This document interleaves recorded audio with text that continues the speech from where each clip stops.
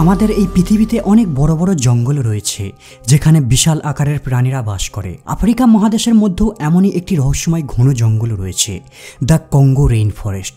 Congo দেশের সঙ্গে জড়িত এই জঙ্গলটা পৃথিবীর দ্বিতীয় বৃহত্তম জঙ্গল। এই জঙ্গলটা এতটাই বিশাল যে এর ভিতর ইউনাইটেড কিংডমের মতো 20টা দেশকে রাখা যাবে। এর টোটাল এরিয়া 37 লক্ষ স্কোয়ার কিলোমিটার। কিন্তু এই জঙ্গলটি সাইজে যতটা বড় তার থেকেও বেশি ভয়ঙ্কর আর রহস্য দ্বারা পূর্ণ।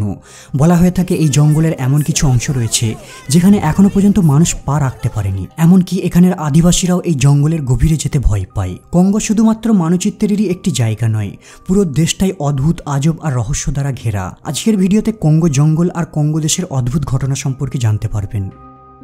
আমরা সবাই জানি পৃথিবীর সবথেকে বড় সাপ ছিল টাইটানোবোয়া, যেটা 47 ফিট পর্যন্ত লম্বা হতে পারত, যাদের ওজন প্রায় 1135 কেজি। মনে করা হয় 6 মিলিয়ন বছর পূর্বে পৃথিবীতে এদের অস্তিত্ব ছিল। সর্বপ্রথম কলম্বিয়াতে এদের জীবাশ্ম পাওয়া যায়। কিন্তু যদি বলি টাইটানোবোয়া এখনো বিলুপ্ত হয়নি, বরং আমাদের গ্রহের মধ্যে ঘুরে বেড়াচ্ছে। 1959 সালে রেমি ভ্যান লায়ার্ড, একজন বেলজিয়াম এয়ারফোর্সের কর্নেল, সে তার একটি মিশন সম্পূর্ণ করে হেলিকপ্টারে করে বেস ক্যাম্পের দিকে ফিরছিল। এই সময় তার হেলিকপ্টারটি কঙ্গোর কাটাঙ্গা রিজনের উপর ছিল। সে উপর থেকে হঠাৎ জঙ্গলের মাঝে কিছু একটা বস্তুকে নাড়াচাড়া করতে দেখে। ভ্যান লিয়েডার একজন অভিজ্ঞ পাইলট ছিল, তাই সে উপর থেকে নিচে থাকা বস্তুর সাইজকে ভালোভাবে মেজারমেন্ট করতে পারত। এই আজব প্রাণীটিকে দেখে লিয়েডার আর তার সাথীর কৌতূহল বেড়ে যায়, আর তারা এই আজব জিনিসটিকে দেখতে তাদের হেলিকপ্টারটিকে নিচের দিকে নামায়। কিন্তু তারা নিচে আসার পর যা দেখে তার জন্য কখনোই প্রস্তুত ছিল না।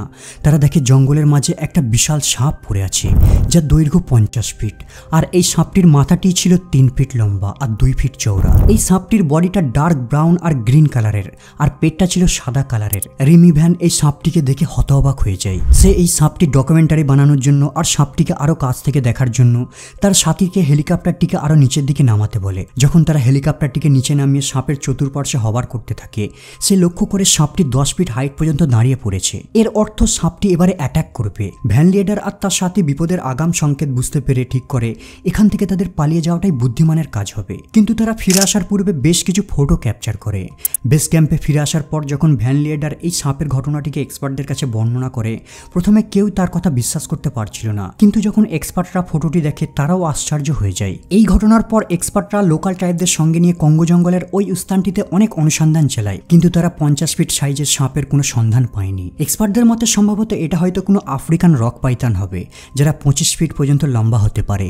বর্তমানে পৃথিবীতে সবথেকে বড় সাপ হলো গ্রিন অ্যানাকোন্ডা, যারা প্রায় 30 ফিট পর্যন্ত লম্বা হতে পারে। আর ভ্যান লিয়েডার দ্বারা ক্যাপচার করা এই সাপটির লেন্থ প্রায় 50 ফিট। তাহলে ভাবুন কঙ্গো জঙ্গল কতটা ভয়ঙ্কর। ডেমোক্রেটিক রিপাবলিক কঙ্গো দেশে রয়েছে মূল্যবান ধাতু আর খনিজের ভান্ডার। প্রাকৃতিক সম্পদে বিশ্বের অন্যতম দেশ এটাই। কিন্তু আপনি শুনলে অবাক হবেন, এই দেশে প্রচুর পরিমাণ মূল্যবান ধাতু থাকার পরেও দেশের অধিকাংশ মানুষ দারিদ্রতার মধ্যেই বাস করে। আর এই দেশের এমন করুণ দুর্দশা বহুদিন ধরেই চলে আসছে। 19বিংশ শতাব্দীর দিকে এই দেশটি বেলজিয়ামের রাজা দ্বিতীয় লিওপোল্ডের ব্যক্তিগত উপনিবেশে পরিণত হয়। তার শাসনের সময় এখানের মানুষদের নৃশংসভাবে শোষণ করা হতো। সেই সময় এই দেশে তখন প্রচুর রবার হারভেস্ট করা হতো, আর সমস্ত পরিশ্রম কঙ্গোবাসীদের দিয়ে বলপূর্বক করানো হতো, কিন্তু তাদের কোনো বেতন দেওয়া হতো না। 1909 সালে দ্বিতীয় লিওপোল্ডের মৃত্যুর পর থেকে প্রায় আজ 100 বছর পেরিয়ে গেছে, কিন্তু তারপরেও কঙ্গোবাসীদের ভাগ্য এখনও অপরিবর্তিত রয়ে গেছে। বর্তমানে এখন কঙ্গোতে কোবাল্ট মাইনিং এর কাজ খুবই জনপ্রিয়। কোবাল্ট এক ধরনের ধাতু, স্মার্টফোন আর ইলেকট্রিক গাড়ির ব্যাটারির একটি গুরুত্বপূর্ণ উপাদান, যা কঙ্গোতে প্রচুর পরিমাণে রয়েছে। 2022 সালে বিশ্বব্যাপী কোবাল্ট উপাদান হয়েছিল 1,66,000 টন, কিন্তু 1,11,000 টন কেবল কঙ্গোতেই মাইনিং করা হয়েছিল। কিন্তু দুঃখের বিষয়, কোবাল্ট মাইনিং এর সমস্ত প্রফিট কেবল বিদেশি মাইনিং কোম্পানিগুলির কাছেই যায়। অথচ কঙ্গোবাসী যারা কঠোর পরিশ্রম করে মাইনিং এর কাজ করে, তারা কেবল অল্প পরিমাণের মজুরি পায়। কোবাল্ট খুবই বিষাক্ত উপাদান, তারপরেও জীবনের রিস্ক নিয়ে কোনো সেফটি ইকুইপমেন্ট ছাড়াই এখানের বৃদ্ধ থেকে শুরু করে 7 বছরের বাচ্চারাও মাইনিং এর কাজ করে। এদেরকে কেউ ফোর্সও করে না মাইনিং এর কাজের জন্য। কিন্তু এখানের বেকারত্বের হার অনেক বেশি, তাই বাধ্য হয়ে তারা অল্প বেতনের জন্য তাদের স্বাস্থ্যের ঝুঁকি নেয়। টেরাসর ছিল উড়ন্ত সরীসৃপ প্রাণী, যারা ট্রায়াসিক যুগের শেষের দিকে আমাদের পৃথিবীতে বাস করত। অষ্টাদশ শতাব্দীর শেষের দিকে জার্মানির কাভারিয়া থেকে টেরাসরের জীবাশ্মকে আবিষ্কার করা হয়েছিল। মনে করা হয় 66 মিলিয়ন বছর পূর্বে এদের বিলুপ্ত ঘটে। কিন্তু যদি বলি এখনও এদের কিছু প্রজাতি জীবিত রয়েছে। এখানের স্থানীয় বাসিন্দারা মাঝে মধ্যে গল্প বলে থাকে যে জলাভূমি অথবা নদীর ধারে মাঝে মধ্যে তারা একটি অদ্ভুত পাখিকে দেখতে পায়, যাদের শরীর টিকটিকির মতো, কিন্তু এদের ডানাগুলো বাদুরের মতো। এই প্রাণীটি জেলেদের উপর আক্রমণ করে আর স্থানীয় প্রাণীদের হত্যা করে। এখানের স্থানীয় ট্রাইবরা এই দানবটিকে কঙ্গোমাতো নামে চেনে। গোটা বিশ্ব কঙ্গোমাতো সম্পর্কে প্রথম জানতে পারে 1923 সালের পর। 1923 সালে ফ্রাঙ্ক হিউম মেলান্ড একটি বই পাবলিশ করে যার নাম ইন হুইচ বাউন্ড আফ্রিকা। এই বইটি পাবলিশ করার পূর্বে ফ্রাঙ্ক উত্তর কঙ্গোর দিকে অভিযান করার সময় এখানের স্থানীয় মানুষদের সঙ্গে বন্ধুত্বের মতো মিশে যায়। তাকে এখানের স্থানীয় ট্রাইবরা কঙ্গোমাতো দানবের গল্পের সঙ্গে পরিচয় করায়। মেলোডি একজন জিওলজিস্ট ছিল, এই কারণে এই অজানা পাখিটি সম্পর্কে আরো ডিটেলে জানার আগ্রহ বাড়ে। তিনি ডিফারেন্ট রিজনে গিয়ে স্থানীয় জনগণকে এই প্রাণীটির বৈশিষ্ট্য সম্পর্কে জিজ্ঞাসা করে, আর আশ্চর্যজনকভাবে তারা সবাই সেম প্রাণীটিকে বর্ণনা করে। তারা মাঝে মাঝে একটি উড়ন্ত সরীসৃপের মতো পাখিকে আকাশে উঠতে দেখে, যার ডানা কমপক্ষে 2 মিটার দূরত্ব পর্যন্ত প্রসারিত। অসংখ্য লোকের থেকে ইন্টারভিউ নেবার পর মেলান্ড শিওর হয় যে তারা সবাই একটা প্রাণীকে বর্ণনা দিচ্ছে যেটা 66 মিলিয়ন বছর পূর্বে বিলুপ্ত হয়ে গিয়েছিল।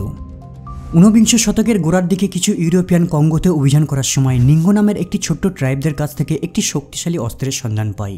এই অস্ত্রটির নাম এঙ্গলু সোয়ার্ড। প্রাচীনকালের কিছু ড্রয়িং দেখে তারা বুঝতে পারে এই এঙ্গলু তলোয়ারটিকে তারা বন্দীদের মৃত্যুদণ্ড দেওয়ার জন্য ব্যবহার করত। স্থানীয় ভাষায় এঙ্গলুর অর্থ জাল্লাদের তলোয়ার। এই তলোয়ারটি সমগ্র কঙ্গো অঞ্চল জুড়ে খুবই পরিচিত, আর এটা ছিল ক্ষমতার একটা প্রতীক। এই তলোয়ারটি প্রায় 25 ইঞ্চি লং, আর এর মাথাটা দেখতে কাস্তের মতো, আর নিচের প্রান্তে ধারালো করাতের মতো দাঁত রয়েছে। কিন্তু এই তলোয়ারটির একটি কালো ইতিহাস রয়েছে যা আজও কঙ্গোবাসীদের ভীত করে তোলে। আসলে কঙ্গো দেশের এই নিঙ্গো ট্রাইবরা নরখাদক হিসাবে পরিচিত ছিল। তারা তলোয়ারটিকে শুধুমাত্র বিশেষ অনুষ্ঠানের জন্যই ব্যবহার করত। কেবল এই তলোয়ারটি দিয়ে তারা বন্দীদের মৃত্যুদণ্ড কার্যকর করত না, কাছাকাছি অন্যান্য উপজাতিদের বন্দী বানিয়ে খাবার জন্য এই তলোয়ারটি দিয়ে তারা শিকার করতে বেরোত। বর্তমানেও এই উপজাতিদের কঙ্গোতে দেখা যায়, তবে তারা নরমাংস খাওয়ার চর্চাকে বন্ধ করে দিয়েছে। 1858 সালে বেলজিয়ানদের শাসনের পর থেকে নিঙ্গো ট্রাইবদের এই প্রথাকে নিষিদ্ধ করে দেওয়া হয়েছে। তবে তাদের পুরাতন আচরণকে অব্যাহত রাখতে অনুষ্ঠানের জন্য মানুষের পরিবর্তে এখন তারা ছাগলের ব্যবহার করে। তারা ছাগলকে পবিত্র মনে করে বলি দিয়ে বাটি ভর্তি এদের রক্ত খেয়ে নেয়। বহু বছর ধরে আফ্রিকা বিশ্বের বিভিন্ন দেশের এক্সপ্লোরারদের আকর্ষণ করে আসছে। ইটালির রাইটার, ফিল্ম মেকার আর অ্যাডভেঞ্চার প্রেমী অ্যাটিলিও গ্যাটি তাদের মধ্যেই একজন। 1927 সালে অ্যাটিলিও মেডিকেল ট্রিটমেন্টের জন্য মিশরে আসে। এখানে আসার পর সে আফ্রিকার প্রতি মুগ্ধ হয়ে ওঠে। তার আফ্রিকার সংস্কৃতিকে জানার প্রতি ছোট থেকে আগ্রহ ছিল। সে কঙ্গোর প্রাকৃতিক পরিবেশ আর এখানের অধিবাসীদের কালচারকে অধ্যয়ন করতে বেশ কিছুদিন আফ্রিকাতে কাটিয়ে দেয়। এখানে সে লোকাল ট্রাইবদের সঙ্গে নিয়ে ডকুমেন্টারি ফিল্ম বানানো শুরু করে দেয়। কঙ্গোতে সময় কাটানোর সময় তিনি প্রায় এখান থেকে 40,000 মতো ফটো ক্যাপচার করেন। তিনি এখানে ট্রাইবদের বিভিন্ন সেলিব্রেশনেও অংশ নিতেন আর লোকাল ট্রাইবদের সঙ্গে নিয়ে হান্টিং করতে বেরোতেন। তার একটি বিখ্যাত ছবি ছিল যাতে দেখা যায় সে গরিলাদের শিকার করে তার সঙ্গে দাঁড়িয়ে রয়েছে। আটিলিও এইসব ট্রাইবদের সঙ্গে ভালো সম্পর্ক গড়ে তোলে। একবার তাকে এখানের কিছু ট্রাইবরা জানায় যে কঙ্গোতে একটি ভয়ানক গুহা রয়েছে আর সেখানে এক অশুভ আত্মা বাস করে, আর এই গুহার ভিতর যে যায় সে আর ফিরে আসে না। এই গুহাটির নাম কাওয়েনা কেভ। কঙ্গো ভাষায় কাওয়েনার অর্থ বেদনাদায়ক মৃত্যু। লোকাল ট্রাইবদের মুখ থেকে এইসব গল্পগুলির দ্বারা আকৃষ্ট হয়ে সে ঠিক করে এই কুখ্যাত কাওয়েনা গুহাটির ভিতর প্রবেশ করবে। আটিলিও একটি বড় টিমকে সঙ্গে নিয়ে এই গুহাটির ভিতর প্রবেশ করা শুরু করে।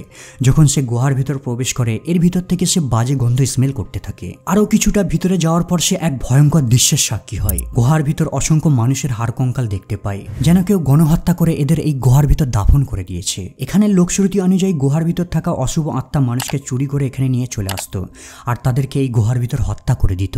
তবে অ্যাটিলিও গবেষণা করে জানতে পারে যে কোনো এক সময় এখানে লোকাল মানুষেরা মৃতদেহকে সমাহিত করত। বন্ধুরা, ভিডিওটি যদি ভালো লেগে থাকে তাহলে একটি লাইক করবেন। আজ এই পর্যন্ত আপাতত বিদায় নিলাম, দেখা হবে আবার পরের এপিসোডে।